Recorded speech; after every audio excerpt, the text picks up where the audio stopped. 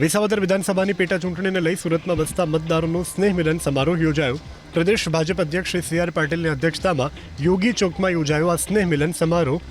આ સમારોહમાં શિક્ષણ રાજ્યમંત્રી પ્રફુલ્લ પાનશેરિયા, રત્નાકરજી, ધારાસભ્યો અને અન્ય નેતાઓ પણ ઉપસ્થિત રહ્યા।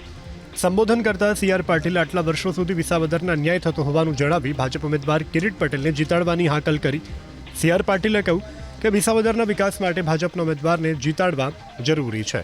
કેટલાય લોકો લોભ આપશે, લાલચ આપશે, ધમકી આપશે, ગેરમાર્ગે પણ દોરવાનો પ્રયાસ કરશે, પણ આપણે એ બધાને એક બાજુએ રાખી અને ભાજપ ઉમેદવાર કિરીટ પટેલને જીતાડવાના છે।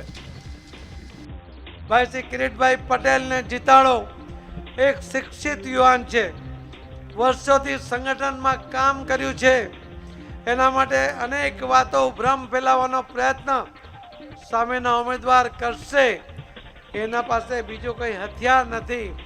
આપણા ભાષામાં ગુજરાતનો વિકાસ છે, દેશનો વિકાસ છે, ત્યારે વિસાવદરના વિકાસ માટે આપણે કમર કસવી પડશે।